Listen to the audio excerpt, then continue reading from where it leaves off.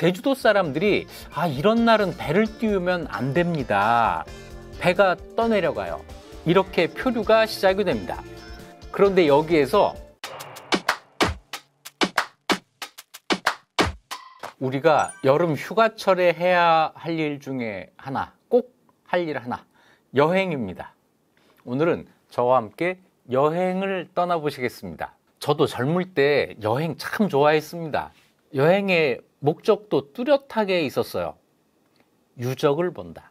대학 다닐 때부터 답사를 다녔잖아요. 신념, 신조가 이런 거였어요. 여행 가서 처음 보고 처음 듣는 이야기가 있으면 안 된다.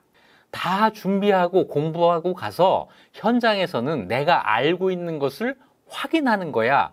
이런 자세로 젊을 때는 여행을 다녔어요. 그런데 여행은 준비할 때가 제일 재밌고 막상 가려면 좀 귀찮고 이런 상태가 돼요. 더군다나 이 더운 여름에 의무적으로 하는 여행이라면 더 좀 그렇지 않겠어요? 더울 땐 뭐 하는 게 가장 좋을까? 책 읽기입니다. 조선 정조가 이런 얘기를 했어요. 더운 날 무료하면 오로지 책 읽는 것이 즐거운 일이다. 더울 때는 독서야. 정조의 말씀입니다. 그래서 제가 더위에 읽을 수 있는 여행기를 소개하려고 합니다. 하나는 마르코폴로의 동방견문록입니다. 이 책 제목, 이 책을 모르는 사람은 없지만 읽은 사람은 그렇게 많지 않은 그런 책이죠. 서울대학교 동양사학과의 김호동 교수가 번역을 해서 쉽게 접근할 수 있는 이런 책입니다. 그리고 또 하나가 제가 지금부터 소개해드릴 최부의 표해록이라고 하는 책인데요. 자, 두 책을 나란히 세워봤습니다. 동방견문록과 최부의 표해록 역주. 저 표지가 너무 한문두성이라서 벌써 책을 들춰보기가 좀 겁나실 것 같은데 그래도 꾸준히 읽다 보면 나름 재미가 있습니다. 이 두 책은 정말 성격이 다른 여행기예요. 마르코폴로의 동방견문록은 마르코폴로가 자기가 다니는 곳에 대한 지식, 정보가 전혀 없는 상태에서 다닌 겁니다. 몽골에 대해서도 아는 게 없었고 중국에 대해서도 아는 게 없었습니다. 그러니 이 사람 눈에는 모든 것이 새롭고 신기했겠죠. 그걸 써놓은 거예요. 이건 당연히 마르코폴로가 신기하다고 쓸 법한 이런 게 빠진 게 있어요. 동방견문록에는 중국의 문자에 대한 언급이 없습니다. 한문, 한자에 대한 언급이 없어요. 당연히 이 얘기를 했어야 될 텐데 중국 문화를 대표하는 문자에 대한 이야기가 전혀 없는 거지. 그래서 심지어는 마르코폴로가 사실은 실제로 다녀간 게 아니야 라는 이야기까지 나올 정도입니다. 어쨌든 동방견문록은 자기가 다니는 곳에 대한 지식이 전혀 없는 사람이 모든 것이 새롭게 느껴지는 그런 감동을 기록한 책이에요. 최부의 표해록이라고 하는 책은 처음 가보는 곳이지만 자기가 가는 곳에 대해서 너무나도 잘 알고 있습니다. 중국의 역사, 중국의 여러 고전, 중국의 유명한 사람들, 중국에 안 가봤지만 최부는 공부를 해서 다 알고 있었어요. 오히려 현지에 살고 있는 중국 사람보다 더 많이 알고 거길 간 겁니다. 전혀 모르는 사람이 쓴 여행기, 아주 잘 아는 사람이 쓴 여행기. 올 여름에 시간이 아주 넉넉하시면 이 두 책을 동시에 읽으면서 비교를 해보는 것도 좋을 것 같습니다. 자, 그중 오늘은 최부 이야기입니다. 지금부터 최부의 표해록으로 들어가 보겠습니다. 조선 전기에 최부라는 사람이 있었습니다. 한자로 최부라고 쓰는데 이 부자가 보로도 읽혀요. 이 사람 이름을 읽을 때 최보라고 읽을 수도 있습니다. 실제로 고려 후기에 똑같은 글자를 쓰는 권보라는 사람이 있는데 권보의 이름은 권부라고 읽지 않고 권보라고 읽습니다. 제가 이것은 안동 권씨 그 후손들한테 직접 확인을 한 거니까 확실해요. 그런데 최부는 최보라고 읽지 않고 최부라고 읽습니다. 그래서 지금부터 최부로 통일을 하겠습니다. 최부가 표해록이라고 하는 책을 지었어요. 표류할 때 표, 바다해, 바다에서 표류한 기록이라는 뜻이죠.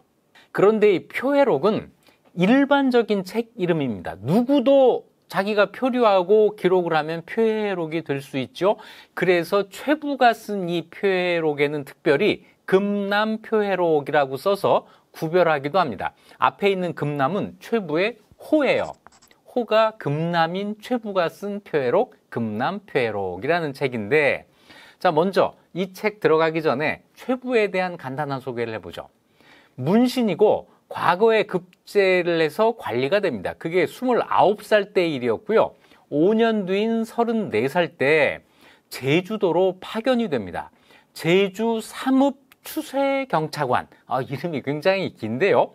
제주 삼읍은 제주에 있는 3개의 읍, 제주목, 대정현, 정의현, 이걸 제주 삼읍이라고 하는 거예요. 여기에 추쇠를 하러, 추쇠는 뭐냐면 육지에서 범죄를 저지르거나 해서 도망간 사람들이 제주도로 들어가면 이 사람들을 찾아서 육지로 데리고 오는 일, 이걸 하는 게 추쇠예요. 추쇠를 하기 위해서 경차, 서울에서 파견된 관리. 자, 이래서 제주도에 파견이 돼서 일을 하고 있는데 부친상의 부음이 전달이 됩니다. 아버지가 돌아가셨다. 그래서 육지로 급히 집으로 가기 위해서 급히 나오게 돼요.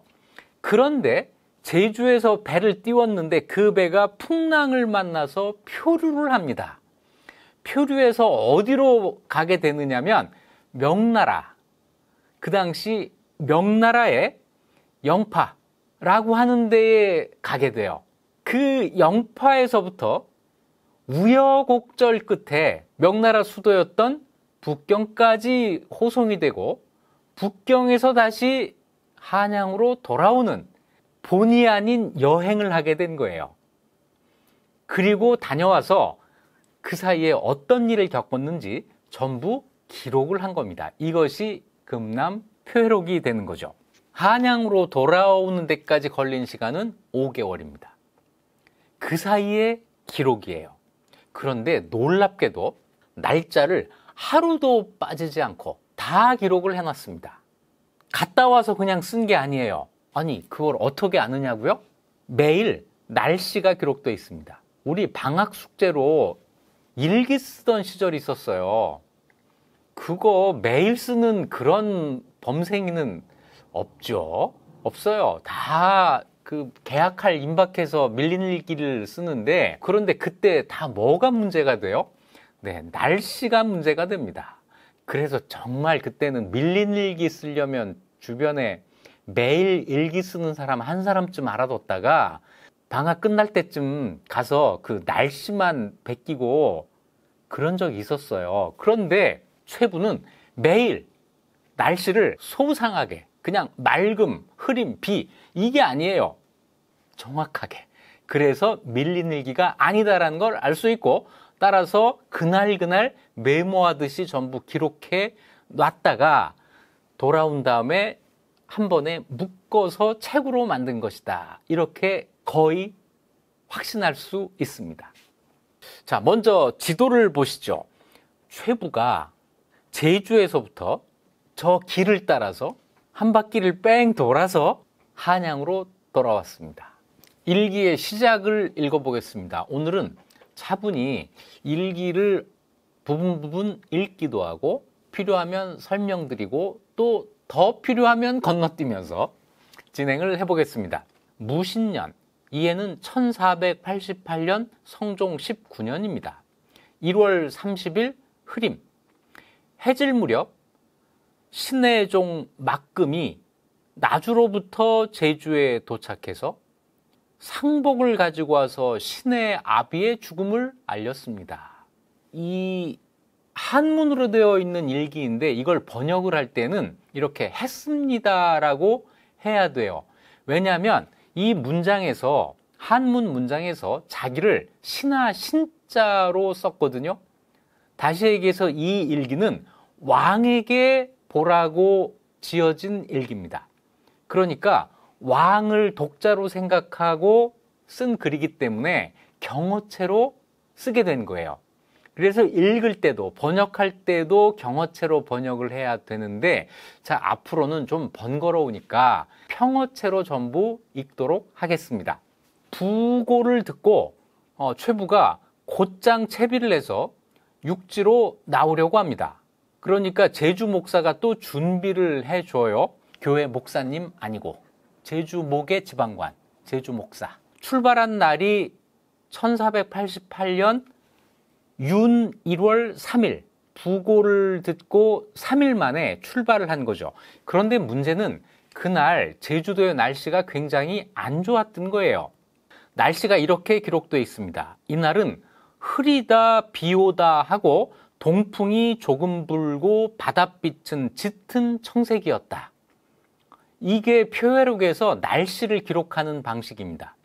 아주 정확하게 기록을 해요. 그런데 제주도 사람들이 이런 날은 배를 띄우면 안 됩니다.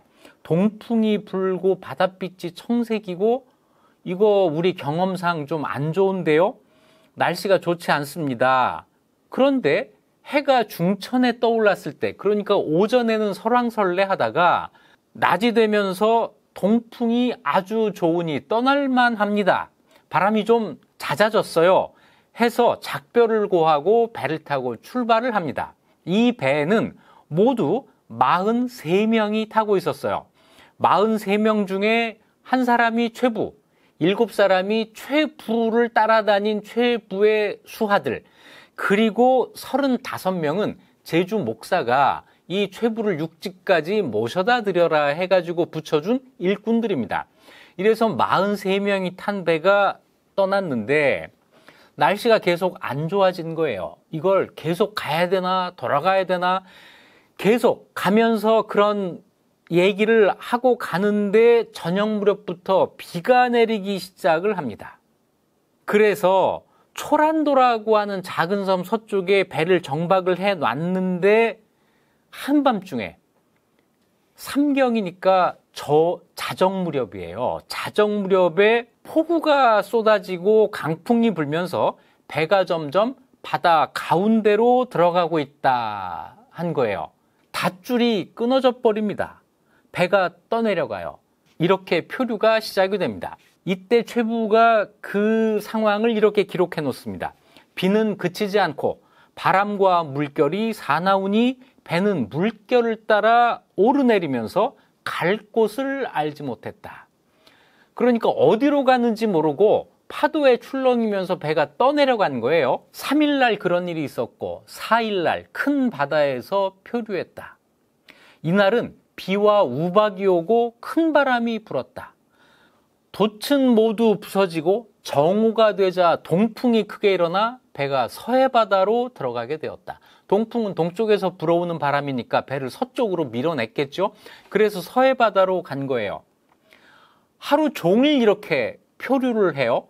5일 큰 바다 가운데에서 표류했다. 이날은 캄캄한 안개가 끼어서 지척을 분변할 수가 없었고 저녁 때가 되면서 빗발이 3대와 같았다.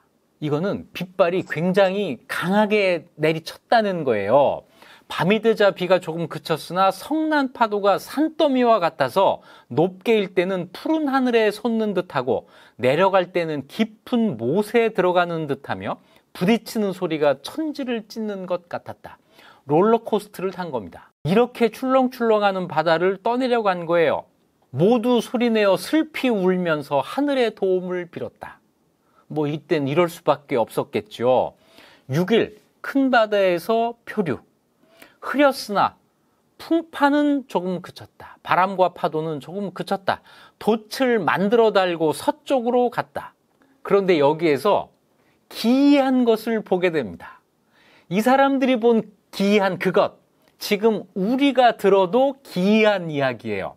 자, 어떻게 됐냐면 큰 파도 사이에 뭔가 물체가 있는데 크기는 알 수가 없었지만 물 위에 보이는 것은 기다란 행랑집과 같았고, 이렇게 행랑이 쭉 있는 긴 그런 집 같았고, 거품을 뿜어 하늘로 쏘는데 물결이 뒤집히는 것 같았다. 그 배를 모는 사공이 뱃사람들에게 경계하며 말하지 못하게 하고 조용히 해라, 그런 거죠. 멀리 지나간 후에 큰 소리로 저것이 바로 고래다, 그런 거예요. 그러면서 이 사공이 저 큰 고래는 배를 삼키고 작은 것도 배를 뒤엎을 수 있습니다. 쟤하고 부딪히면 배가 부서질 수도 있어요. 다행히 서로 만나지 않아 우리가 살아났습니다. 고래가 지나가는 걸 보고 조용히 해, 들키지 말아야 돼, 뭐 이런 분위기예요. 자, 밤이 되자 풍랑이 다시 강해졌다. 누가 바다의 용신이 욕심이 많다고 하니 우리가 가지고 있는 물건을 다 던져서 우리를 살려달라고 한번 빌어봅시다. 용신한테 뇌물을 줍시다, 이런 거예요. 그러니까 사람들이 전부 다투어서 의복, 갖고 있던 옷, 무기, 식량 이런 걸 막 바다에 던졌다는 거죠. 그런데 최부는 용신이란 없어, 이런 거 아까운데 던지면 안 돼, 그래서 그러지 말자 그랬는데 사람들이 그 말을 안 듣고 다 던진 거예요. 그랬다는 기록을 남기고 그 뒤에다가 나는 그러지 않았다, 이렇게 써놓습니다. 그렇죠. 최부 같은 유학자가 용신을 믿거나 이럴 일은 없죠. 용신이 뭐겠어요? 용왕이죠. 고려 사람 같으면 당연히 용왕한테 빌었을 텐데 조선 사람은 그 점이 달랐던 거예요. 계속해서 7일, 8일, 9일, 10일 큰 바다 가운데에서 표류합니다. 배가 부서져서 물이 들어오면 그걸 퍼내고, 이제는 식량이 떨어졌겠죠. 배고픔을 참고, 목마름도 참고, 목마름은 어떻게 참냐면 오줌도 마신다. 그런데 오줌도 안 나오니까 갈증을 참고 있다가 마침 비가 오면 그 빗물을 받아 마시는 거예요. 그런데 빗물은 어떻게 받아 마시죠? 그릇에다가 떠서 마시나요? 아, 그러지 않습니다. 조선인의 지혜를 보여줘요. 옷을 적셔요. 옷을 적신 다음에 그걸 짜서 그 물을 받아 마십니다.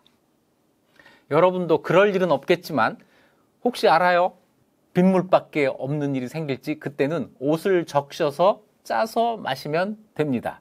최부가 알려주는 생활의 지혜. 자, 그런데 10일 날, 그러니까 7일째가 되는 날 갈매기를 봅니다. 갈매기를 봐요. 아, 그렇다면 육지가 있겠구나, 이런 희망을 갖게 됐다는 거죠. 11일 날 섬을 발견합니다. 나중에 안 사실이지만 중국 동해안에 지금 가고 있는 거예요. 새벽에 섬을 발견해서 그 섬에 가는데 이 섬이 바위섬이었고 배를 댈 데가 없어서 오히려 섬에 올라갈까라는 생각을 하기보다는 저 섬에 부딪히면 안 되는데, 이런 생각을 해서 겨우 피해갔다고 기록을 합니다. 그랬더니 저녁 때 그것보다 좀 더 큰 섬에 도착해요. 비로소 섬에서 물을 마실 수가 있게 됩니다. 죽도 끓여 먹었는데 여기 계속 있을 수는 없다. 바람을 피할 곳이 없다는 거였어요. 그래서 그 섬을 다시 떠납니다. 12일 날, 그 다음 날 오후 4시 전후쯤에서 큰 섬에 도착을 했고, 여기에서 사람을 처음 만나요. 중국에 도착한 겁니다. 저기 사람이 이제 있으니까 배 안에서는 우리가 좀 얕보이면 안 된다, 너무 초라하면 저 사람들이 우리를 잘 대접해 주지 않을 거야. 그러니까 이제 사람들이 최부에게 옷을 갈아입으세요. 이 관복을 입으면은 저쪽 사람이 관리로 대우를 해줄 수 있잖아요. 이렇게 이야기를 해요. 그랬더니 최부의 대답이 아주 걸작입니다. 어찌 거짓말을 할 수 있는가. 그래서 옷을 안 갈아입어요. 중국 사람을 만났으니 말이 안 통하겠죠. 그런데 다행히 뭐가 있어요? 같은 문자를 안다는 것. 그래서 필담, 글씨로 서로 대화를 합니다. 나는 조선국의 최부라는 관리인데 왕명을 받고 제주에 갔다가 부친상을 당하여 돌아가는 길에 바다를 지나다 바람을 만나 표류해 이곳에 도착했는데 이곳이 어느 나라의 어느 고을인지 모르겠습니다. 정중하게 이렇게 물어요. 그랬더니 그 사람이 여기는 대당국의 절강성 영파입니다 라고 대답을 해요. 중국 명나라를 왜 대당국이라고 했을까요? 옛날 당나라 그 말을 그냥 쓴 거예요. 최부가 나중에 이걸 중국 사람한테 물어봐요. 왜 너네는 명인데 당이라고 해? 그랬더니 그 사람이 옛날부터 써오던 말이라 우리 그냥 그렇게 씁니다. 이렇게 대답을 해줘서 최후의 의문이 한참 뒤에 풀리는데 어쨌거나 여기가 중국 명나라라고 하는 사실을 최부가 이때 알게 되는 거죠. 이걸 알려준 그 사람들은 그냥 가버려요. 아무런 도움을 주지 않고 갑니다. 그래서 투덜투덜 그 배를 끌고 옆에 섬으로 갔는데 여기에는 군인들이 있었어요. 7, 8명의 군인이 접근해서 어느 나라 사람인가 라고 해서 그쪽에서 먼저 접근해서 물어보기 시작합니다. 그리고는 데리고 가서 밥을 먹여요. 처음으로 제주에서 표류된 다음에 밥 같은 밥을 이때 먹었을 거예요. 그래서 이제 우리가 살았나 보다 했는데 이 군인들이 돌아갔다가 밤 10시 전후에 배 안으로 쳐들어와서는 배 안에 있는 금, 은 이런 재물을 다 내놔라. 도둑이었던 거예요. 없다고 하니까 일일이 다 수색을 해요. 그리고는 옷과 책 빼고 나머지를 다 털어갑니다. 해적을 만난 거예요. 그런데 또 최부가 그 와중에 다 털려서 가는데 거길 쫓아가가지고 그거 나한테서 뺏어가는 것 중에 인신과 마패 두 가지는 좀 돌려줄 수 없겠어요? 마패는 관리로 일을 하는데 그 신분증이에요. 이거는 내가 왕한테서 받은 거라 여기 뺏기면 안 돼. 이거는 돌려주면 안 되겠어? 해가지고 이거는 또 돌려받아요. 그래서 이제 그 해적들은 가고 여기서 끝나나 했는데 그 해적들이 다시 돌아와서 최부를 묶습니다. 묶어요. 그냥 묶은 게 아니라 옷을 다 벗기고 묶고 구타를 하고 숨겨놓은 거 있으면 다 내놔. 또 이런 거예요. 없다고 하니까 칼로 목을 치려고 칼이 정말 최부의 몸까지 닿아요. 그런데 최부의 기록에 따르면 그자가 실수를 해서 내 목을 치지를 못하고 어깨를 쳤다는 거죠. 최부가 죽을 뻔한 거예요. 그런데 웬일인지 최부를 죽이지 않고 최부의 그 배를 바다 한가운데 끌어다 놓고 다 가버려요. 그러니까 도둑 이 해적의 입장에서 볼 때는 죽일 필요까지 있나? 저거 털어도 더 나올 게 없는데 이래서 돌아간 겁니다. 그러니까 이때 죽을 수도 있었던 거예요. 43명이 전부 죽을 수도 있었던 겁니다. 이런 죽을 고비를 넘기고 13일, 14일, 15일, 사흘을 큰 바다에서 또 표류를 해요. 이거 아주 흥미진진하죠? 이 정도면 영화 하나 만들 정도 안 되겠어요? 16일 오후에 다시 육지에 도착합니다. 거기서 사람들을 만나서 그 전과 똑같이 해요. 나는 조선국의 최부라는 관리인데 어쩌고저쩌고 어떻게 해서 내가 여기까지 오게 됐습니다. 그랬더니 만난 사람이 여기는 대당국의 태주부 임하현이라고 하는 곳인데 저 산에 샘물이 있으니 물을 길러 밥을 지어 먹을 수 있습니다. 이렇게 안내를 해요. 그러면서 공짜가 없어요. 이 정보를 주면서 당신들한테 혹시 호초, 이거 후추예요. 후추. 이거 있으면 우리한테 조금 주고 가시오. 그러더라는 거예요. 그러니까 당연히 우리나라에서는 호초가 나지를 않고 우리가 갖고 있지도 않습니다. 그랬더니 그 사람들이 그냥 가버려요. 그러니까 거지 꼴이었을 텐데 이 중국 사람들이 이 거지 몰골을 하고 있는 조선 사람 43명한테서 뭔가를 뜯어내려고 계속 시도를 하고 있는 겁니다.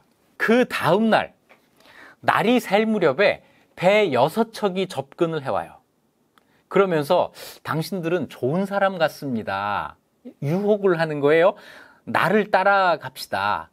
그 대신 당신들한테 좀 좋은 물건이 있으면 조금만 나에게 주시오. 뭐 이것도 거의 삥 뜯는 그런 분위기 아니에요? 뭐 있는 거 다 내놔 이거하고 다른 말이 아니죠. 없다고 하니까 배에 다투어 들어와 눈에 보이는 것은 조그만 물건이라도 빼앗아 가지고 가지 않는 게 없었다. 몇 번 털린 거예요. 몇 번 털린데 그나마 남은 거를 다 털어갔다는 겁니다. 그리고는 이 사람을 잡으려고 하는데 거기에서 사람들이 도망을 해요. 이러면서 배에서 탈출하면서 그 배를 버리게 됩니다. 육지로 올라간 거예요. 자, 한 마을에 도착해요. 마을에 도착할 때 최부가 42명, 자기 아랫사람들이죠. 이 사람들을 다 모아놓고 일장 훈시를 합니다. 우리나라는 본디 예의의 나라이니 저 사람들 앞에서 예의를 지켜야 한다. 예의를 지키는 게 어떤 거냐? 니들이 나한테 먼저 예의를 지키는 모습을 보여라. 그걸 보면 저 사람들이 우리를 만만하게 여기지 않을 거야. 이 말을 듣고 사람들이 이제 아주 최부한테 공손하게 이렇게 허리를 굽히고 이런 자세를 딱 보이는 거예요. 이런 상태에서 그 사람들을 만납니다. 그러니까 그 사람들이 누구시오? 라고 물었겠죠? 똑같은 말을 반복합니다. 우리는 조선국에서 어쩌고 저쩌고 똑같은 말을 3번째 반복한 거예요. 그랬더니 들은 사람들이 역시 조선이 예의의 나라라고 내가 들었는데 과연 그렇습니다 하면서 차와 술을 접대하고 쉴 곳도 제공하고 표류한 지 며칠 만이에요. 차, 술 이런 건 이때 처음 먹어보는 거예요. 그래서 안심하다 싶었는데 다른 사람들이 나타나서는 쫓아내기 시작합니다. 그러니까 공손하게 대접하는 사람들은 또 있고 이렇게 또 함부로 하는 사람 또 따로 있고 그런 거예요. 이 사람들이 막 적대적인 태도를 보이면서 관청으로 압송해야 된다고 하는데 가는 곳마다 뭔가로 막 두들겨 가면서 막 소리를 내요. 자, 이러면서 이제 거의 뭐 끌려가다시피 하는데 그때 길가에 있는 사람들이 이 최부 일행을 보면서 이러는 신용을 했다는 거예요. 최부는 그걸 몰랐어요. 왜 저 사람들이 우리한테 목을 베라, 죽여라 이러는 거지? 이게 그 뒤에 밝혀집니다. 18일 날 명나라 관리를 만나요.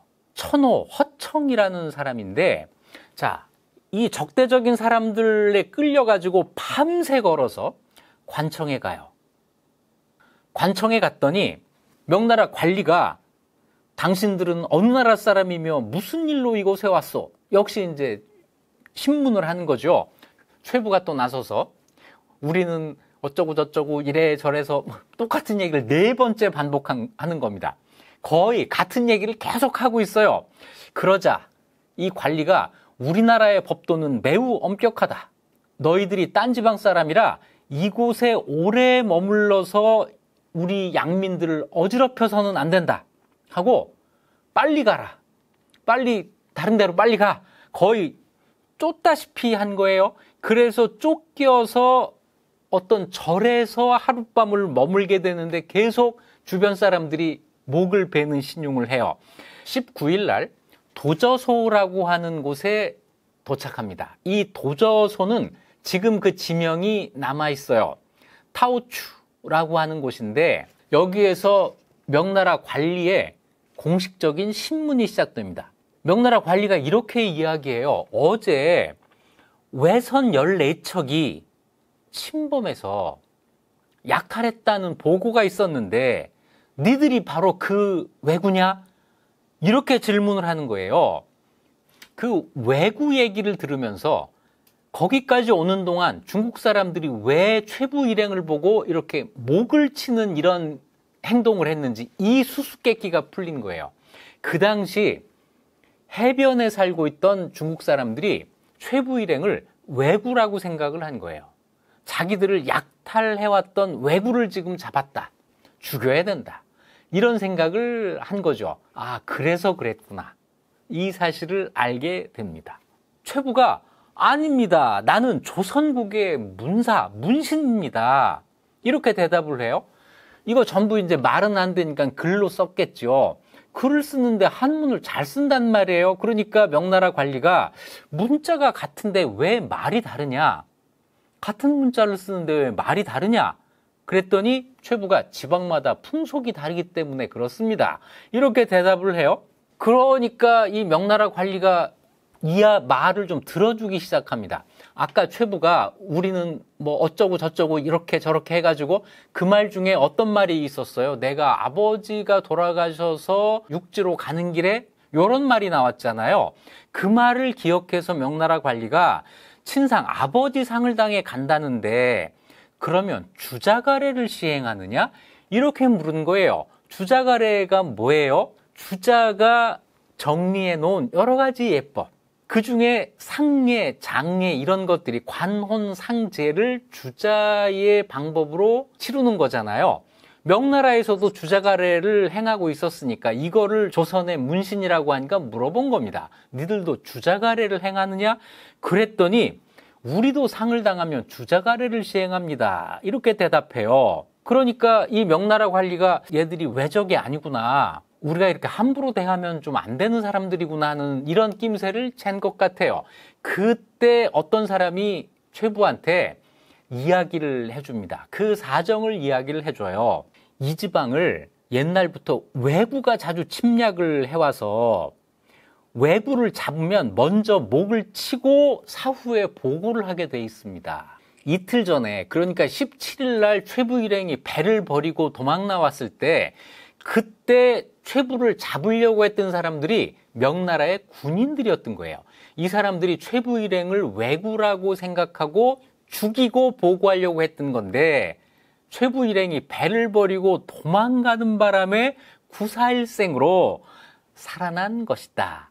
이거를 이때 알려준 거예요. 그런데 이 장면을 지금 와서 해석해보면 명나라의 그 군인은 최부 일행이 진짜 왜군지 아닌지 아무 상관이 없어요. 일단 죽여놓고 내가 왜구 43명의 목을 베었습니다. 이러면 포상을 받을 수 있었을 거예요. 그러니까 먼저 죽이려고 했던 건데 그 사실을 모르는 상태에서 최부가 도망가는데 성공한 거죠. 그러면서 이 사람이 한마디 더 해줍니다. 앞으로 여러 사람이 와서 계속 같은 걸 물어볼 텐데 말이 어긋나는 게 있으면 큰일 난다. 그러니까 똑같이 말을 해야 된다. 이렇게 귀띔을 해줍니다. 그 말을 듣고 최부가 머리털이 곤두섰다. 이렇게 기록을 했습니다. 명나라의 다른 관리가 와서 단도직입적으로 묻습니다. 왜구인가? 최부가 아닙니다. 이래서 왜구가 아니라고 하는 것을 계속 강조하면서 누명을 안 쓰려고 해요. 도저소에서 하룻밤을 묵고 그 다음 날은 도저소에 있었던 천호와 잠깐 개인적인 대화를 나누게 됩니다. 왜구가 아니라는 걸 알았으니까 천호면은 거기에 주재하는 아마 명나라의 군인 가운데 하급 지휘관이었겠죠. 천호가 최부가 쓰고 있는 모자를 가리키면서 이게 무슨 모자인가 라고 물어요. 이 대화 때문에 밝혀지는 사실인데 그때 최부가 관리지만 관복을 입지 않고 상복을 입고, 왜냐면 아버지가 돌아가셨으니까 머리에도 관모를 쓰지 않고 상모, 상립, 뭐냐면 방갓이라고 해서 이렇게 생긴 갓을 쓰고 있었어요. 이런 거 쓰고 있으니까 이상하잖아요. 이게 무슨 모자인가 물어요. 최부가 이것은 상립이라고 하는데 친상을 당하면 3년 동안 염효를 하고 있는데 지금 나처럼 부득이한 경우에는 감히 하늘을 쳐다볼 수 없어서 이런 깊은 갓을 쓰는 겁니다. 라고 대답을 합니다. 자, 이제 밥 먹을 때가 돼서 이 천호와 탁자를 같이 한다. 그러니까 이건 이제 완전히 손님으로 대접을 해준다는 거죠. 거기에서 그대는 돼지고기를 먹는가? 이렇게 질문을 해요. 그러니까 최부가 우리나라 사람은 부모상을 당하면 3년 동안 고기는 물론이고 젓갈도 안 먹고 훈채, 이거는 파, 마늘처럼 향이 짙은 채소, 그러니까 지금 말로 하면 허브, 이런 거는 안 먹습니다. 이렇게 대답을 해요. 이 대화에 어떤 관리 하나가 또 껴듭니다. 그대 나라의 왕도 황제라고 하는가? 그대 나라의 관원들도 모두 허리에 띠를 두르는가? 그대 나라에 금과 은이 나는가? 다 대답을 합니다. 황제라고 안 하고 왕이라고 합니다. 우리도 전부 허리띠를 두릅니다. 금은 안 납니다. 그랬더니 그 사람이 금은이 안 나는데 금대, 은대 이런 거는 어떻게 만들어서 그걸 한다고 하는가? 그러니까 상국, 명나라에서 무역을 합니다. 그래서 우리나라에서 금과 은이 비쌉니다. 이런 대화를 하면서 이제 의심이 점점 풀리는, 이렇게 되는 거죠. 이러면서 이제 최부가 죽음의 위기에서는 벗어나게 되는 거예요. 21일 날 더 높은 관리와 만납니다. 이 사람도 역시 신문을 하는 거예요. 너희들이 사사로이 국경을 넘어왔으니 군법으로 처단해야 하지만 혹 불쌍히 여길 만한 사정이 있을까 싶어서 우선 죽이지는 않는다. 다만 상국, 명나라를 침범한 일이 있는지 사실대로 진술해서 써라. 아주 이거는 엄정한 신문이에요. 자, 최부가 똑같은 얘기를 다시 합니다. 저는 조선국에 어쩌고 저쩌고 해가지고 이제 해가지고 이 몇 번째 얘기를 하는 거예요. 거의 녹음기 틀어놓은 것처럼 같은 말을 계속 반복합니다. 그러니까 명나라 관리가 질문을 해요. 너희 나라 크기는 얼마나 되며 군현은 몇 개나 있으며 분량은 대략 얼마나 있으며 귀한 물건은 뭐가 있으며 시와 책은 어떤 고전을 읽으며 의관과 예약은 어느 시대의 제도를 따르고 있는가? 이런 질문에 대해서는 최부가 척척 박사죠. 막힘없이 다 이야기를 합니다. 그러면서 한마디, 내가 문신이라서 군량이 얼마나 있는지는 모르겠습니다. 아주 솔직하게 모르는 것은 모른다고 대답을 해요.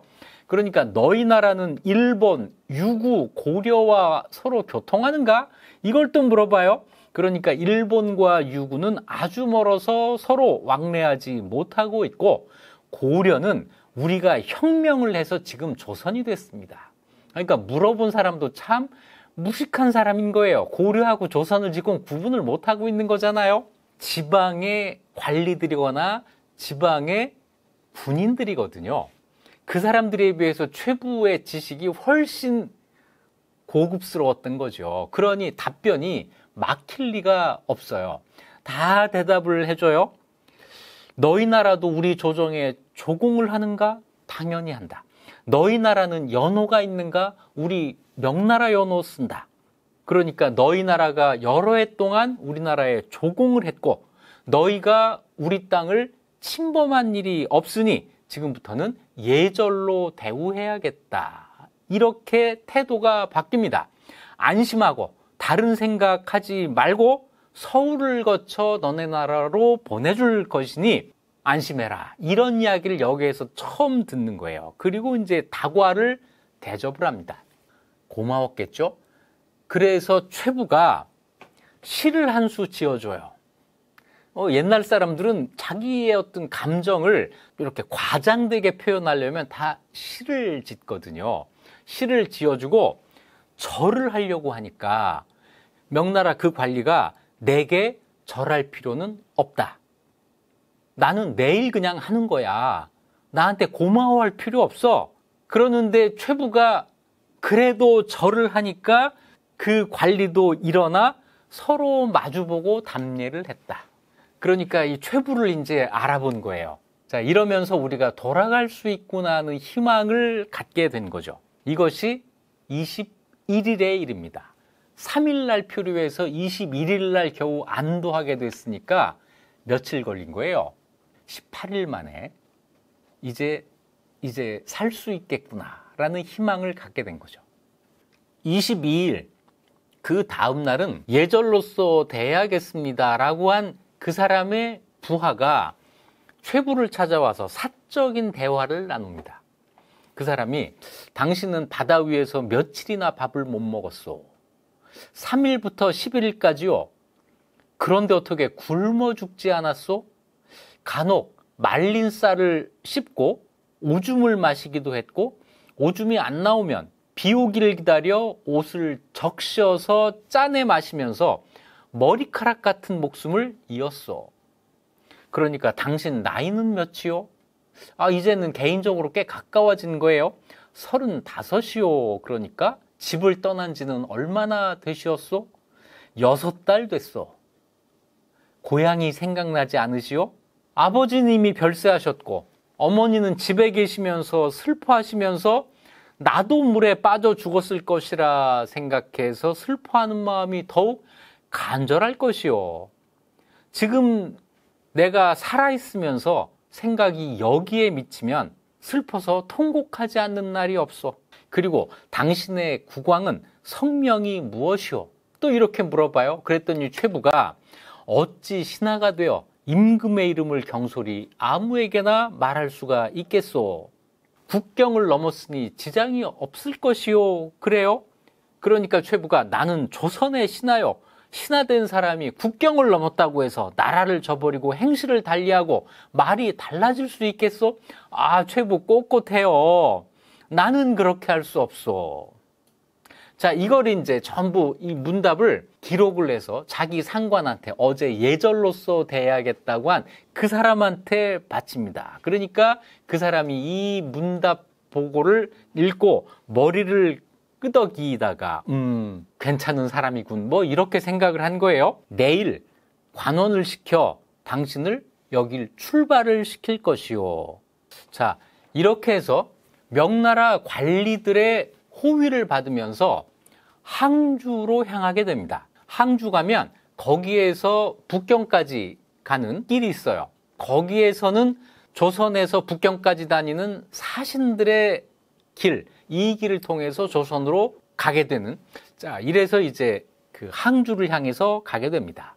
명나라 군인들이 호위를 하고 최부와 43명 일행 중에서 신분이 높은 사람은 가마를 타고 나머지는 걸어서 이동을 해요. 이때부터는 이제 도착하는 곳의 대우가 달라져요. 왜구가 아니라는 사실도 밝혀졌고 최부 일행을 약탈할 사람도 없고 좀 안심하면서 가는데, 다만 문제는 시간이었어요. 빨리 가야 된다 재촉을 하는데 그 이유가 나중에 밝혀집니다. 어떤 날은 큰 바람이 불고 비가 많이 와서 시냇물이 넘쳐요. 그래서 이걸 건너질 못해서 1박을 하게 되는데 그 다음 날도 마찬가지였습니다. 물이 줄지를 않아요. 그래서 2박을 할까 생각을 했는데 이 호위에 책임을 지고 있는 명나라 관리가 와서 우리나라의 법령은 엄격해서 조금이라도 늦으면 제가 책임을 져야 됩니다. 그러는 거예요. 그래서 큰 비가 내리더라도 하루 더 머물 수 없습니다. 그래서 그 큰 비를 맞으면서 강행군을 합니다. 흠뻑 젖었겠죠. 이런 상태에서 강행군을 해요. 29일 날 영파에 다시 도착합니다. 이 영파는 어디냐면 맨 처음에 도착을 했다가 털렸던 곳이에요. 북쪽으로 올라가면서 영파를 다시 지나게 된 거죠. 그리고 2월 4일 날 소흥부에 도착합니다. 이날은 날씨도 맑았어요.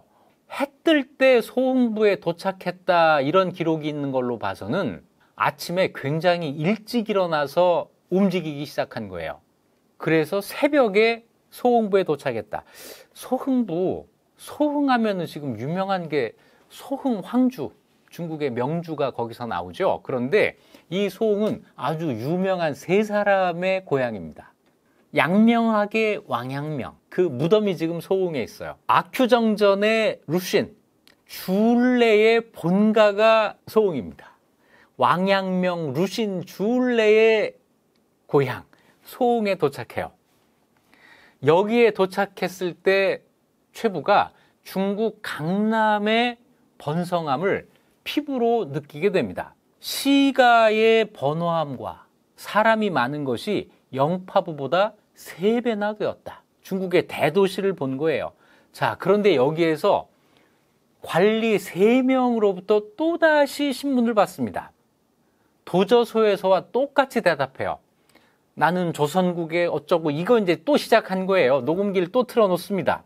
그랬더니 이 사람들이 우리가 도저소에서 신문한 기록을 지금 받았는데 이것과 좀 다르다. 왜 말이 다르냐? 이러는 거예요. 최부가 그 사정을 이야기합니다. 도저소에서 명나라 관리들이 이건 좀 빼라고 한 게 있었어요. 왜 뺐느냐? 이 보고서가 상부로 올라가서 결국 황제한테까지 갈 수도 있는데 거기에 황제가 보면 우리가 혼날 내용이 있다. 도적을 만났고 이런 거. 그러면 황제가 거기 도적대가 들끓는다고 이럴 수도 있으니 이 말은 좀 빼주십시오 해가지고 지워서 최부에게 돌려줬고 최부가 다시 정서해서 최종 보고서를 만들었는데 이 보고서는 보고서대로 갔고 최부는 지우기 전의 이야기를 똑같이 한 거예요. 그러니까 이 소흥부의 관리들은 여기 더 들어간 게 있네? 이거를 이야기를 한 거예요. 이걸 보면 그 당시 명나라의 관리들이 굉장히 엄격했다. 기강이 잡혀 있었다. 이런 느낌을 받게 되는데요. 빼라는 걸 뺐습니다 라고 이야기를 하니까 너희가 앞으로 항주와 북경에 도착하면 또 신문을 받을 텐데 그때 조금이라도 틀리면 안 된다. 그러니까 이때부터는 거의 외우다시피 한 거예요. 그래서 똑같은 이야기를 보고하도록 만들어 놓는 거죠. 여기서 이제 솔직하게 이야기를 해요. 처음에 너희를 외부라고 여겨서 잡아서 죽이려고 했는데 그게 아니어서 무사한 거다. 그러면서 내가 조선인이라면 너희 나라 역사와 역대 도읍과 유명한 산, 유명한 강, 뛰어난 인물, 풍습 이런 것을 자세히 나한테 보고해라. 이러는 거예요. 최부가 여기서 우리나라 역사를 줄줄이 이야기를 합니다. 우리나라는 처음 단군께서 요임금과 같은 시대에 지구에서 나라 이름을 조선이라 하고 평양의 도읍을 정하여 1000년이나 지났습니다. 거의 이건 이제 과거 준비하고 할 때 달달달달 외웠던 그걸 이제 쭉 푸는 거예요. 그래서 어쩌고 저쩌고 그 역사가 지금 이래서 우리 조선까지 이르렀습니다. 우리 조선이 한양에 도읍한 지 100년이 됐습니다. 유명한 산, 장백산은 동북쪽에 있는데 백두산이라고도 하고 묘양산은 북쪽에 있고 금강산은 동쪽에 있는데 12,000봉이고 지리산은 남쪽에 있고 구월산은 서쪽에 있는데 이 네 산은 매우 높고 험하여 기이한 자치가 있습니다. 유명한 인물은 신라의 김유신, 기임양, 최치원, 설총, 백제, 계배, 고구려의 을지문덕, 고려의 최충, 강감찬, 조충, 김치려, 우탁, 정몽주가 있고 그리고 우리 조선은 일일이 셀 수도 없이 인물이 많습니다. 뭐 거의 뭐 서수남 하청이래요. 팔도광산 노래하듯이 쫙 꿰요. 아마 이걸 듣는 이 명나라 관리가 탄복을 했을 겁니다. 이렇게 대단한 사람이 여기 지금 와 있다니. 또 묻습니다. 너희가 출발한 제주도는 우리 중국과 거리가 몇 리나 되는가? 그러니까 이건 좀 내가 과장해서 말을 해야 되겠다. 자세히는 알 수 없지만 배가 순풍을 만나면 하루에 1000리도 가는데 내가 제주도를 출발해서 바다에 떠 있었던 것이 무려 29일이나 되니 중국에서 제주도까지 대략 수만리는 될 겁니다. 수만리가 안 되지만 이렇게 대답을 해요. 이러면서 점점 믿음이 간 거예요. 너무 학식이 뛰어난 조선학자가 지금 여기 와 있는 거예요. 그러니까 대우가 달라질 수밖에 없죠. 자, 소흥을 다시 출발해서 항주로 갑니다. 2월 6일 항주에 도착하는데요.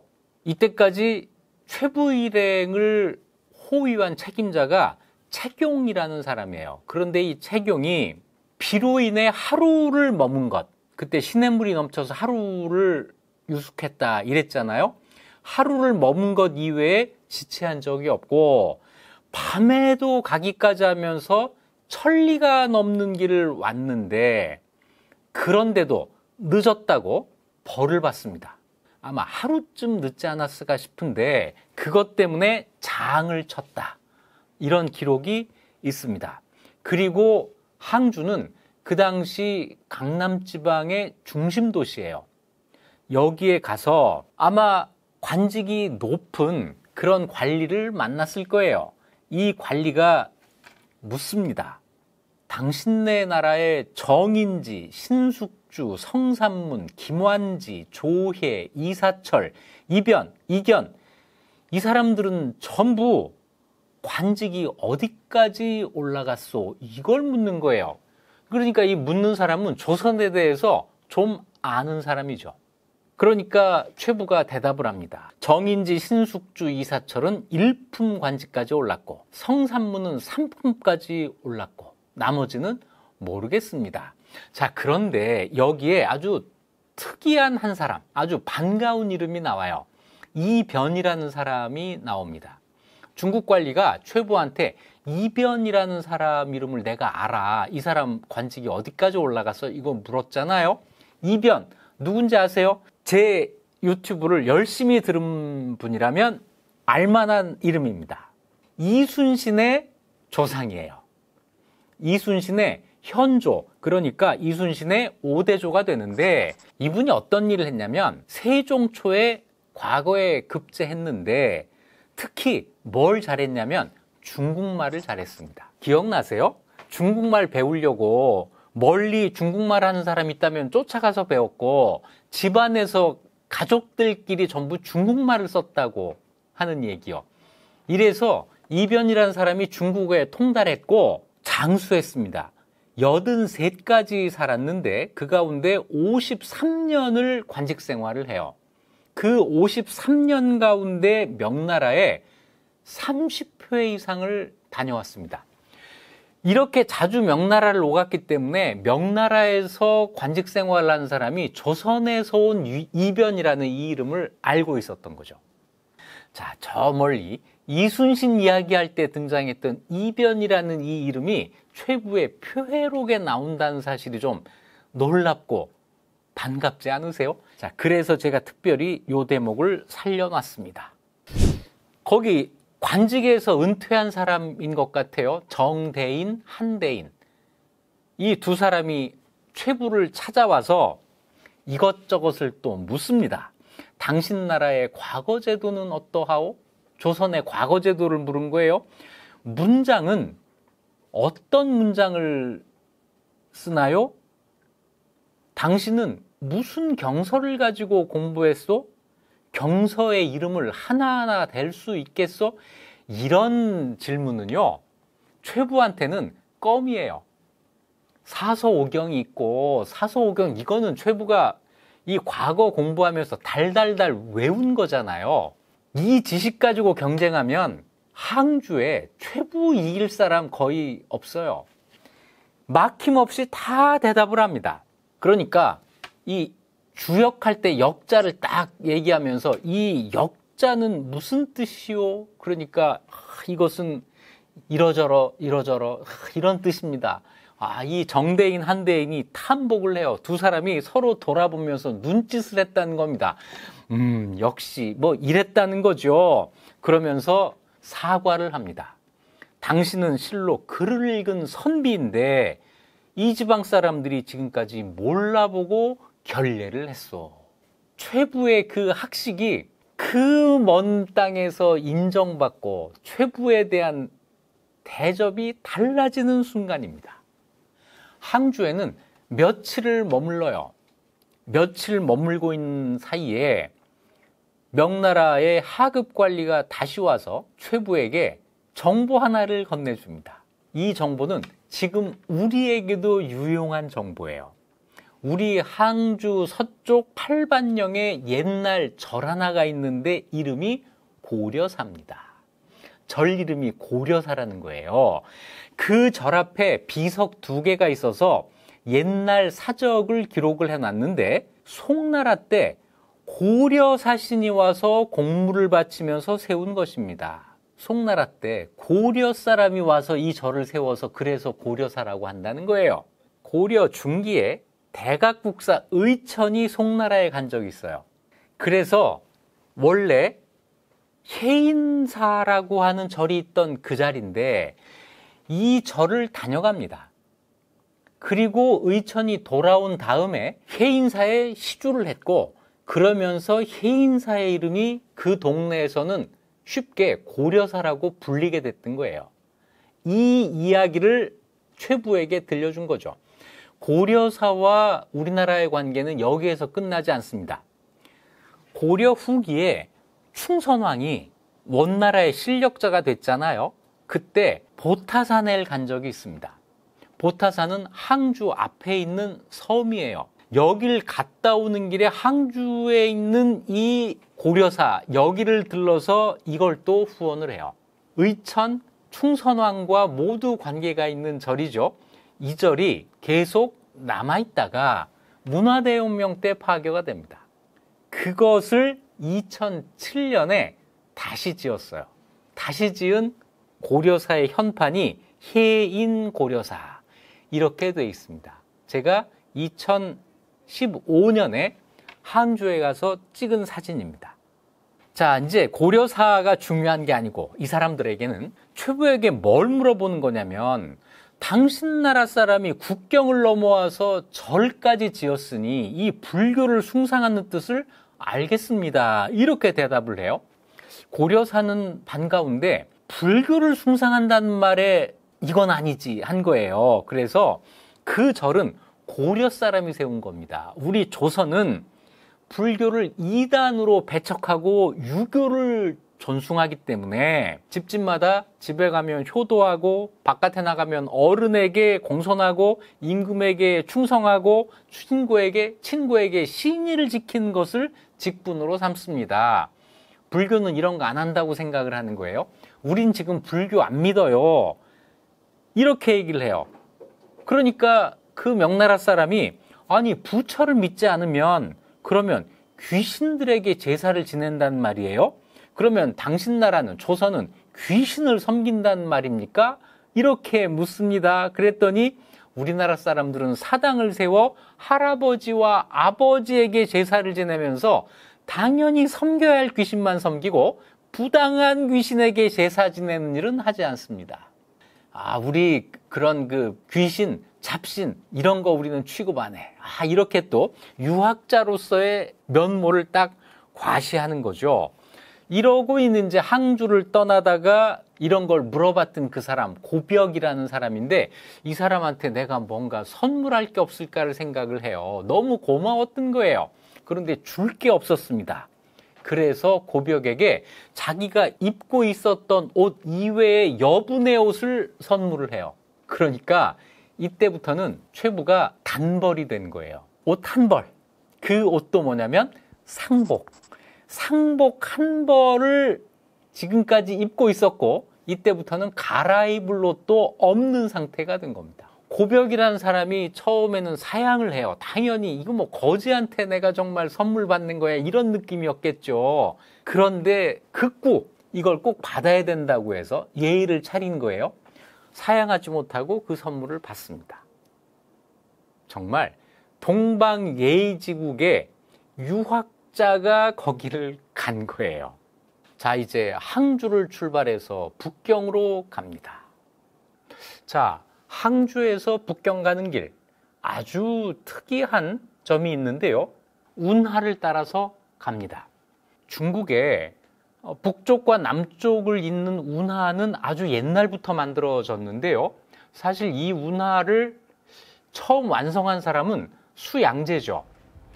우리 한국사에서는 고구려를 침략한 수양제 이렇게만 기억이 되지만 수양제의 여러 업적 가운데 아마 가장 손꼽을 만한 것이라면 이 운하를 완성한 것이다 라고 할 정도로 이것은 정말 중요한 업적이고 운하도 중요한 의미를 갖습니다. 그런데 이 운하 지도를 보시면은요, 수양제가 만든 운하는 서북쪽으로 올라가는 저 초록색 길이에요. 원나라가 북경의 수도를 정하죠. 대도라고 부르는데 대도로 가려면 뭔가 돌아가는 길이잖아요. 그래서 직선길을 새로 만듭니다. 그것을 회통하라고 부르는데, 자, 보시기에 삼각형의 다른 변을 잇잖아요. 저 아래쪽에 있는 회안이라고 하는 데에서 곧장 위로 올라가는 길입니다. 새로 난 길, 새로 난 운하, 이거를 완성을 하는데 최부가 이 운하를 이용해서 항주에서 북경까지 갑니다. 이때 당연히 회통하를 이용했겠죠. 자, 북경에서 항주까지, 그래서 경항대운하라고 하는 것인데 조선에도 그 이전에 고려에도 뱃길이 있었습니다. 그런데 고려 조선의 백길은 운하가 아니라 자연 강을 그대로 이용하는 것이죠. 인공적으로 운하를 만들고 그걸 교통로로 사용한다고 하는 이런 사실을 최부는 보고 무슨 생각을 했을까요? 운하에 대해서는 최부가 그렇게 많은 기록을 남겨놓지는 않았습니다. 그런데 참 한 가지 더 중요한 게 있습니다. 최부가 이때 항주에서 북경까지 갈 때 운하를 이용했잖아요. 제가 볼 때는 조선 사람 가운데 유일하게 이 운하를 타본 사람이에요. 조선시대에 북경까지는 많이들 갔지만 사신들이 주로 간 거죠. 북경에서 강남 지방까지 내려간 사람이 거의 없기 때문에 이 운하를 이용한 사람도 없을 겁니다. 그런데 조선 사람 가운데 최부가 거의 유일하다고 할 수 있는데 최부보다 몇백 년 앞서서 고려시대 사람이 이 운하를 이용했다면 더 놀라운 일이겠죠. 누구냐면 고려 충선왕 때 이재현이 항주에 있는 보타산이라고 하는 데를 가게 되는데 그때 이 운하를 이용합니다. 이재현의 문집 익제집에는 이 여행기가 최부만큼은 자세하지 않지만 역시 실려 있어요. 이재현은 충선왕을 모시고 항주 보타산을 다녀옵니다. 그때 충선왕이 원나라에서 최고 권력자였기 때문에 굉장히 편하고 화려하고 뭔가 풍부한 그런 여행을 했을 텐데 그런 기록을 시로 남겨놓은 게 있습니다. 그래서 제가 볼 때는 고려 사람 가운데는 유일하게 이재현이, 조선 사람 가운데는 유일하게 최부가 경항대운하를 이용했다. 이렇게 봐도 되지 않을까 생각을 하는데요. 운하를 이용해서 북쪽으로 북경을 향해 올라갑니다. 자, 북경에 가는 운하에서 호송하는 사람들과 대화를 합니다. 최부는 중국말을 몰랐으니까 전부 한문을 이용한 필담을 한 거예요. 그런데 뭐랄까 척척 박사예요. 중국에 대해서 이 최부를 호송하는 관리가 그렇게 학식이 있는 높은 관리는 아니었을 거잖아요. 명나라의 말단 관리였을 텐데 이 명나라 말단 관리가 넘볼 수 없는 중국에 대한 상식, 역사, 시사 이런 데에서 모르는 게 없는 이런 모습을 보여줍니다. 그래서 이런 말까지 들어요. 중국 관리가 이 지방 산천을 어찌 이렇게도 잘 아시오? 줄줄 다 이야기를 하니까 명나라 관리가 놀란 겁니다. 그래서 이 지방 사람이 얘기해 준 거죠. 이렇게 물어봅니다. 그랬더니 최부가 내가 중국말을 하지도 못하는데 누구한테 이런 말을 들었겠습니까? 내가 일찍이 중국의 지도를 열심히 봤기 때문에 여기 도착해서 그저 억측을 한번 해본 것일 뿐입니다. 말이 억측이지 조선에 있을 때 명나라 역사 지리를 훤히 꿰뚫고 있었던 거예요. 그러니까 현장에 갔을 때 저게 내가 책에서 본 뭐구나 다 알고 아는 척을 좀 한 거죠. 최부는 조선에서 과거에 급제한 인류 학자잖아요. 그러니까 중국에 대해서 웬만한 중국 사람들보다 더 잘 알았을 겁니다. 저도 지금 중국 가면 중국 역사 웬만한 중국 사람들보다 많이 알걸요? 중국의 그 주관적인 해석에 빠지지 않고 객관적으로 중국 역사를 제가 설명해 줄 수도 있을 텐데 도무지 기회가 없네요. 항주를 출발한 지 4일 뒤에 소주에 닿았습니다. 소주, 항주 바로 옆에 있는 도시잖아요. 저도 2015년에 항주에 6개월 동안 산 적이 있는데 거기서 소주까지는 좀 쉽게 여행을 해봤습니다. 이때는 나흘이나 걸렸네요. 저는 중국의 고속철도 타고 그냥 바로 간 기억이 나는데요. 소주 정말 아름다운 도시인데요. 자, 최부도 운하 배를 타고 소주를 지나면서 소주에선 머물러요. 그때 왕대인, 송대인 이렇게 돼 있습니다. 그러니까 이 사람들은 뭔지 학식이 좀 있는 사람들이고 은퇴한 관리 정도가 아니었을까 싶은데 이 두 사람이 일부러 최부를 찾아옵니다. 조선에서 대단한 사람이 왔대, 조선의 척적 박사가 왔대. 그러니까 이 사람들이 조선에 대한 호기심을 가지고 최부를 찾아온 거예요. 그때 이 두 사람의 질문이 재밌습니다. 당신 나라에는, 그러니까 조선이죠, 무슨 장기가 있어서 뭐 잘하는 기술이 있어서 능히 수나라 당나라의 군대를 물리칠 수 있었습니까? 이거 뭐 좀 아는 사람의 질문이에요. 내가 역사 좀 아는데 우리 역사 속에 보니까 수나라 양제가 당나라 태종이 고구려를 공격했는데 번번이 실패했다라는 걸 내가 안다는 거죠. 그런데 너희들한테 뭐가 있어서 이렇게 할 수 있었던 거야? 이거를 최부한테 물으려고 온 겁니다. 최부가 목에 힘이 들어가요. 당연히 그랬겠죠. 여러분도 아마 외국 사람한테 이런 질문 받으면 어깨에 힘 좀 들어갈 거요. 자, 이렇게 대답을 합니다. 지모가 있는 신하와 용맹 있는 장수가 군사를 부리는데 방법이 다 있었으므로 군인들이 모두가 윗사람을 친애하고 그 위에 있는 임금을 위해 죽었습니다. 임금을 위해 목숨을 바쳤다는 거예요. 그런 까닭으로 고구려는 한 작은 나라로서 천하의 100만 군사를 2번이나 물리쳤던 것입니다. 수나라 양제 한 번, 당나라 태종 한 번, 안시성에서 2번이나 물리쳤던 것입니다. 그런데 지금은 고구려뿐 아니라 신라와 백제가 합쳐져서 한 나라가 됐으니 우리가 얼마나 더 세졌겠어요. 이런 얘기하는 거예요.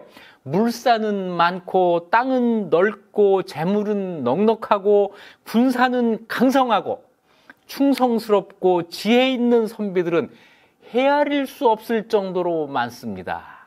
뭐 사실이 꼭 아니라고 할 수는 없지만 상당히 과장된 답을 하죠. 최부의 눈에 띈 아주 신기한 물건이 있었어요. 이 운하 주변에 논이 쫙 펼쳐져 있고 이 논에서 수차, 그러니까 물을 퍼올리는 기계가 있었던 거예요. 낮은 지역에 있는 물을 위로 퍼올릴 때 수차를 써서 퍼올린다고 하는 건데 최부가 그걸 딱 눈여겨봅니다. 사실은 항주에 도착하기 전에 이미 봤어요. 그러다가 운하에서는 시간이 좀 나니까 호송하는 그 관리에게 내가 수차를 봤는데 저거 어떻게 만드는 거요? 이걸 물어봅니다. 수차에 대한 관심을 가지고 저거 우리나라에서 쓰면 좋겠는데? 이런 생각을 한 거예요. 그랬는데 이 관리가 나는 기술자가 아니라서 저걸 만드는 법은 모릅니다. 아마 이 사람이 뭔가를 일부러 감추려고 하지는 않았을 거고 실제로 그 관리는 수차 만드는 방법을 몰랐을 거예요. 자, 이 최부가 이 맘에 드는 이렇게 좀 시원한 속 시원한 대답은 듣지 못하는데 계속 수차를 눈여겨보고 조선으로 돌아와서 국왕에게 이 수차에 대한 보고를 합니다. 자, 이 이야기는 귀국한 다음에 다시 하기로 하고 먼저 명나라의 수도 북경에 도착했을 때 장면을 살펴보겠습니다.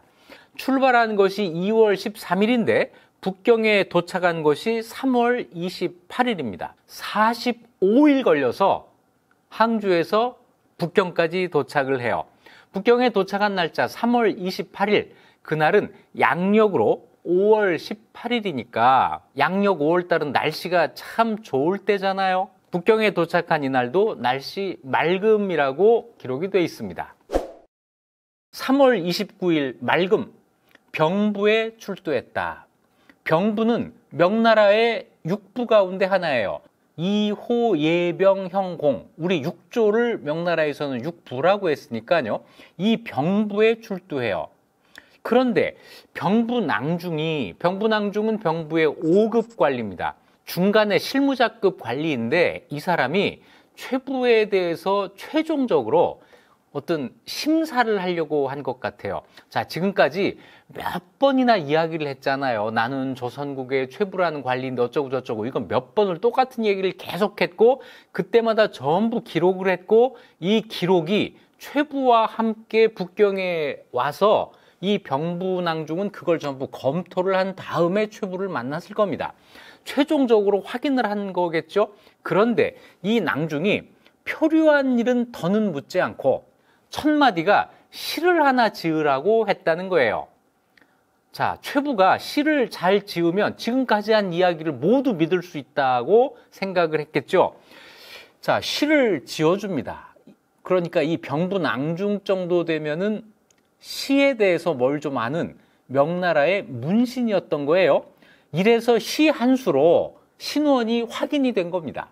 그리고는 당신 나라에서 초상을 치를 때 주자가래를 사용합니까? 최부가 한 이야기 중에 내가 아버지가 돌아가셔서 친상을 당해서 가는 길이었다 이 말이 나왔으니까 아버지 상에 주자가래를 사용하느냐 이걸 물어본 거죠. 또 당신의 국왕은 글을 좋아합니까? 당신의 국왕 그때 성종인데 정말 글을 좋아하는 왕이었죠. 어쨌거나 국왕은 글을 좋아하느냐 이걸 물어봐요. 최부가 기다렸다는 듯이 우리 왕이 글을 얼마나 좋아하느냐면요 이러면서 또 떠벌떠벌 목에 힘을 주고 자랑을 합니다. 우리 국왕은 하루에 4번이나 문신들을 접견하고 학문을 매우 좋아하고 남의 장점을 취하기를 좋아합니다. 하루 4번 문신들을 접견한다고 하는 것은 경연을 하루 4번 한 사실을 가리키는 거예요. 성종이 이 경연을 하루 4번 어떻게 했냐면요. 아침 식사한 다음에 오전 시간이죠. 그때 한번 경연을 해요. 이것을 아침 조자 써서 조강이라고 합니다.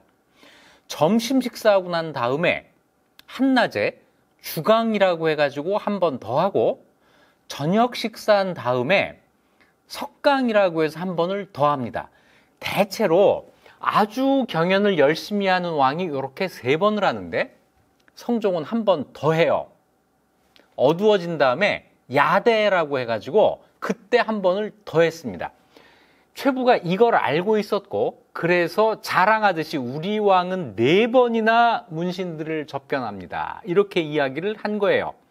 그리고 이제 성종 자랑을 많이 하는데 참고하실 것은 이 기록이 다 뭐죠?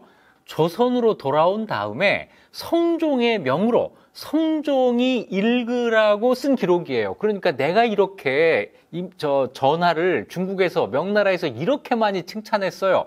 뭐 이런 심리도 좀 작용을 했을 겁니다. 하지만 그것 말고도 명나라 그 병부 낭중한테 우리 임금이 이렇게 훌륭해 이렇게 자랑하는 것은 또 당연히 할 수 있는 일 아니겠어요? 자, 이러니까 이제 인정을 하는 거예요. 질문을 마치고 떡과 차를 접대했다. 자, 그래서 이제 이 마지막 심사를 무사히 마치고 저녁 때 숙소에 있는데 어떤 사람이 숙소로 찾아와요. 그런데 이 사람이 우리말을 할 줄 아는 거예요. 명나라 사람인데 우리말을 할 줄 아는 사람이었던 겁니다. 이 사람이 찾아와서 아주 중요한 정보를 줘요. 당신 나라 사신 일행이 마침 여기 와 있다가 지난 3월 22일 날 돌아갔다.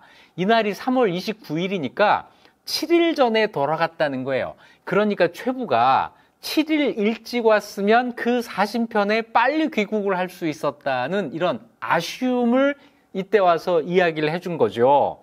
7일 일찍 돌아간 그 조선 사신편의 최부 일행의 소식이 조선에 알려지게 됩니다. 그러니까 이 사신들이 북경에 있을 때 저 아랫지방에서 지금 너네 관리한 사람이 표류해서 여기로 오고 있어. 우리가 조선 사신이 돌아가는 편에 조선으로 돌려보낼 거야 라는 것까지는 알려줬는데 조선 사신들에게 7일을 더 기다려라 이 말을 못한 거예요. 조선 사신들도 빨리 돌아가야 되니까. 왜냐하면 거기 7일 더 기다리려면 그 숙박비며 그 밥값이며 이거 막대하게 들 테니까 더 체류할 수가 없었겠죠. 그러니까 조선 사신들은 그 소식만 가지고 조선으로 돌아갔고 조선에서는 그 사신들 편에 최부가 지금 살아있구나. 얼마 뒤에 돌아오겠구나. 이 정도를 알게 됐다는 거죠. 자, 그래서 아쉽다 하고 있는데 바로 다음 날 조선 사신들이 10일 열흘 내로 또 오기로 돼 있다. 그러니까 그 사신들이 돌아간 편에 묻어서 가면 되겠다. 이런 정보가 또 들려오게 됩니다.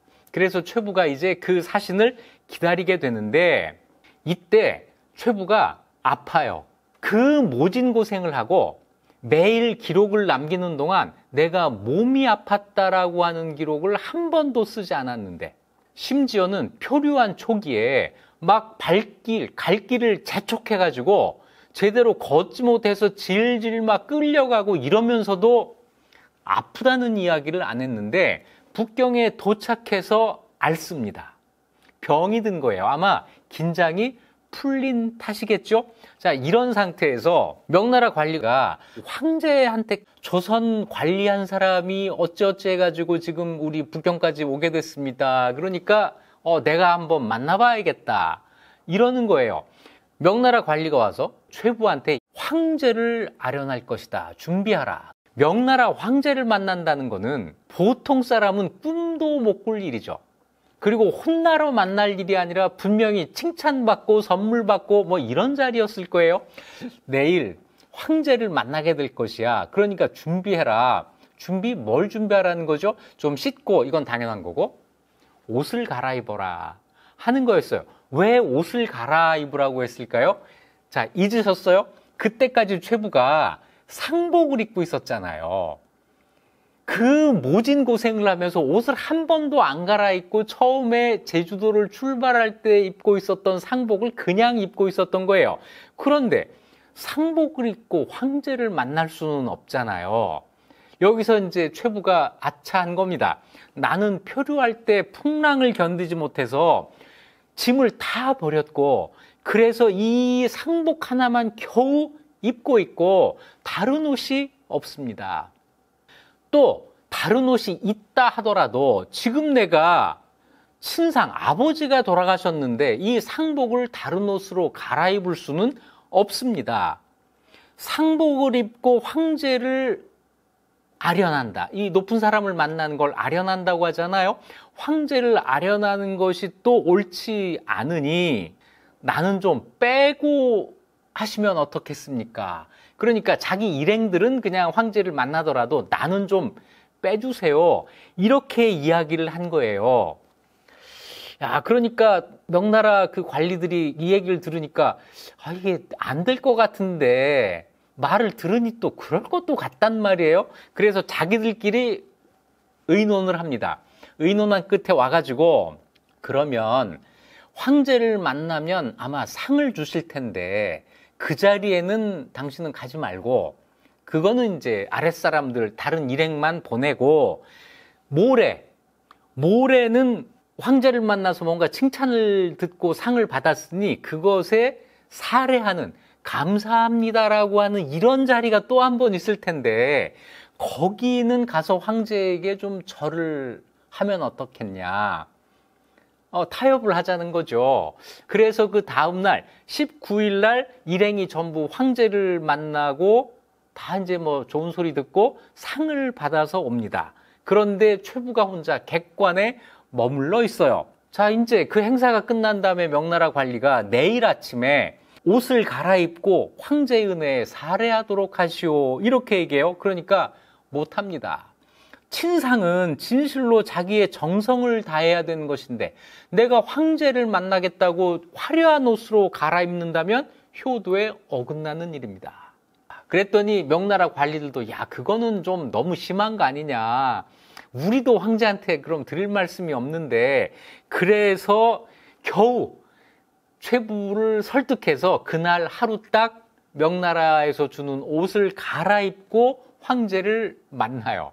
뭔가 굉장히 고집이 센 것 같은데 그냥 단순한 고집이 아니라 자기 원칙이 분명한 거예요.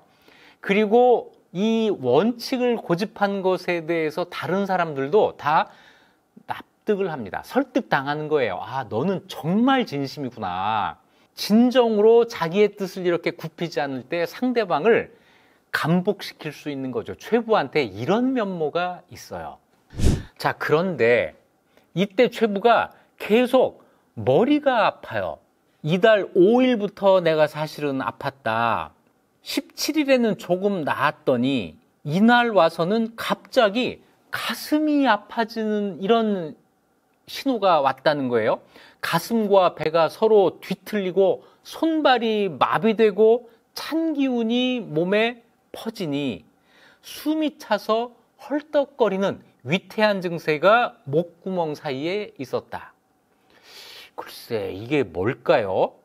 뭔가 좀 몸살이 아주 심하게 난 이런 거 아닐까 싶은데요. 아주 굉장한 고생을 한 끝에 긴장이 풀리면 오는 그런 병이 아닐까 싶어요.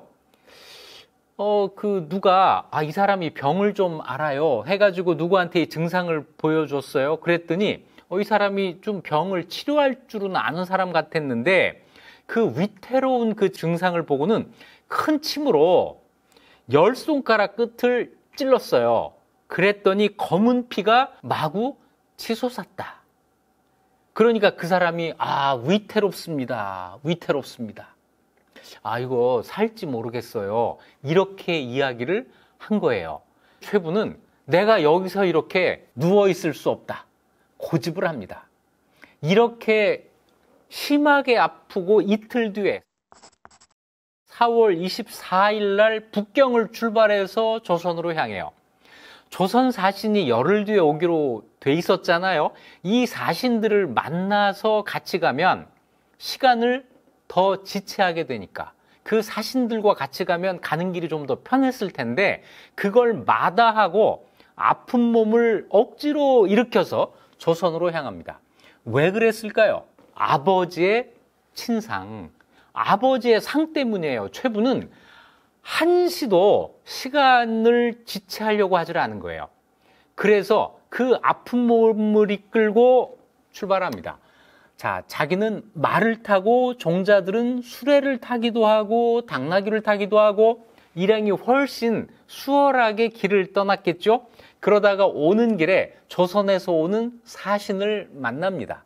이 사신과 같이 가면 편한 것을 거기서 이제 스치듯 지나가고 그대로 조선으로 와요.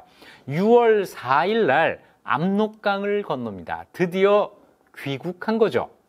6월 4일 양력으로 7월 22일이에요. 한참 더울 때 조선에 온 거죠. 밤 삼경이라고 했으니까 거의 자정 무렵에 의주에 도착합니다. 얼마나 길을 서둘렀나를 이 대목에서 알 수 있어요. 압록강을 건너서 온 게 한밤중이었던 거예요. 이러면서 표회록이 끝이 납니다. 뒷이야기가 있어요. 1488년 6월 14일, 그러니까 최부가 압록강을 건너서 조선에 온 지 꼭 열흘 뒤에 청파역에 묻고 있었다. 청파동. 지금 청파역이 지금 서울의 용산구 청파동 거기에요. 그러니까 남영역, 숙대입구역 이런 거 있는 그 일대에 조선에 역이 있었습니다. 이 역에 머물고 있다는 사실을 성종이 알고 최부에게 명해서 일기를 써서 올려라. 그러니까 그 사이에 있었던 일을 날짜별로 적어서 올려라라고 명령을 합니다. 여기서 8일을 지체하게 됐죠. 이게 문제가 됩니다. 최부는 정말로 고향에 빨리 가려고 했어요. 그러니까 베이징에서 조선 사신 안 기다리고 막 그 몸이 그렇게 아픈 데서도 일어나서 한시라도 빨리 오려고 했던 거잖아요. 그런데 왕명으로 거기에서 있었던 일을 전부 기록해서 올려라 그랬으니 싫어요 할 수가 없잖아요. 그래서 8일 동안 거기에서 이 표회록을 쓰게 된 건데 당시 사람들이 최부에게 아버지 상을 당했는데 딴짓을 하고 있다니 이래가지고 탄핵을 합니다. 자, 이렇게 기록이 돼 있어요. 최부가 돌아오니 임금께서 일기를 지어 올리라고 명하셨다. 최부가 청파역에 여러 날을 머물렀기 때문에 이 청파역에서 이 표회록을 쓰고 있는 그동안 옛 친구들이 거기 와서 조문을 하는 사람이 있었다는 거예요. 최부가 응당 이 조문을 받지 말았어야 하는데 가끔 만나서 이야기를 하고 또 왕명이긴 하지만 그걸 전부 기록을 하고 있었으니 빨리 고향에 가지를 않았으니 이것 때문에 비방을 받았다. 이런 기록이 있어요. 자, 그리고 6월 24일에는 성종이 이런 명령을 또 내립니다. 전라도 관찰사에게 명령을 내려서 최부가 중국에서 수차의 제도를 보고 왔다고 하니 정교한 목수를 하나 붙여줘서 최부의 말을 듣고 이 수차를 만들게 해라. 최부가 이 수차에 대한 기록을 표회록에서 비교적 자세하게 기록을 했거든요. 성종도 관심이 거기에 꽂힌 겁니다. 저거 우리가 만들었으면 좋겠는데, 사실은 조선에서 세종 때 수차를 만들어서 보급하려고 하다가 실패한 적이 있어요. 이 사실을 성종이 알고 있었겠죠. 아, 이번에 최부가 그걸 보고 왔으니 좀 더 자세하게 그림을 그려줄 수 있을 거니 이걸 가지고 수차를 만들어 봐야겠다. 그래서 이런 명령을 내린 거죠. 그래서 8월 4일 날 최부가 수차를 만들어서 바쳤다라고 하는 기록이 있습니다. 자, 그러면 아버지 그 염묘, 이거는 도대체 언제 한 거죠? 이때 고향에 내려가 있었을 거예요. 그러니까 표회록을 올리고 바로 고향으로 내려가서 3년상을 치렀을 겁니다. 그 사이에 아마 이 수차 만드는 이런 자문, 이런 걸 고향까지 가서 받게 했겠죠. 그 이후에 최부는 이제 중국통이 됩니다. 그랬을 거 아니에요. 중국에서 아는 사람, 황제가 직접 만난 조선 사람, 이게 그렇게 흔히 있겠어요? 그래서 북경의 사신으로 다녀오게 되는데요.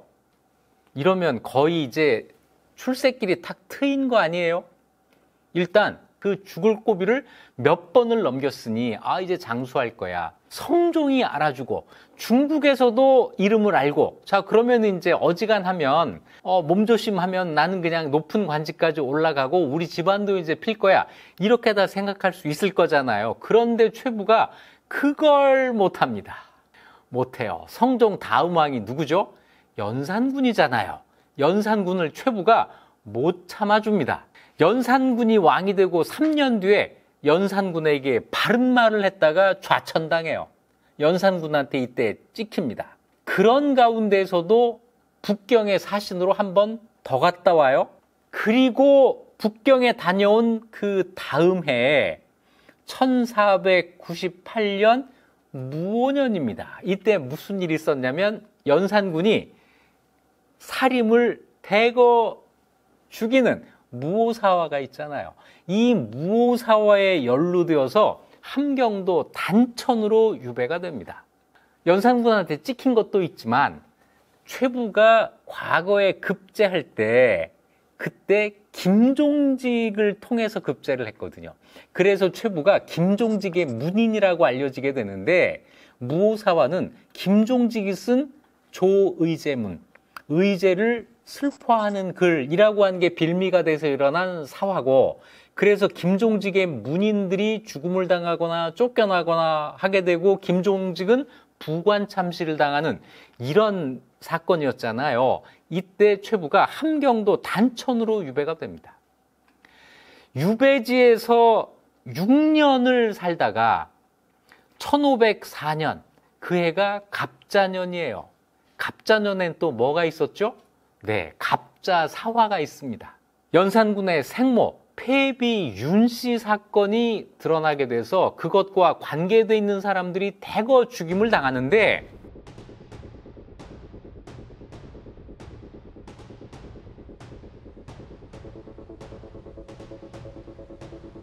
그 사람들뿐 아니라 무오사화 때 죽음을 면하고 유배됐던 사람들까지도 이때 끌려와서 죽임을 당해요. 최부도 이때 죽임을 당합니다. 그 죽을 고비를 다 넘긴, 그래서 불사조같이 되었을 것 같은 최부가 연산군한테 걸려서 이렇게 51살에 목숨을 잃게 됩니다.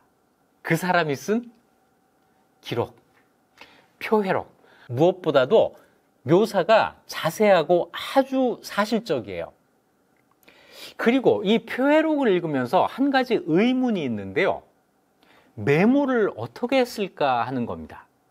지금은 여러 가지 방법으로 간단한 메모를 할 수 있는 도구들이 많지만, 그때는 붓과 종이와 먹이 없으면 쓰질 못한단 말이에요.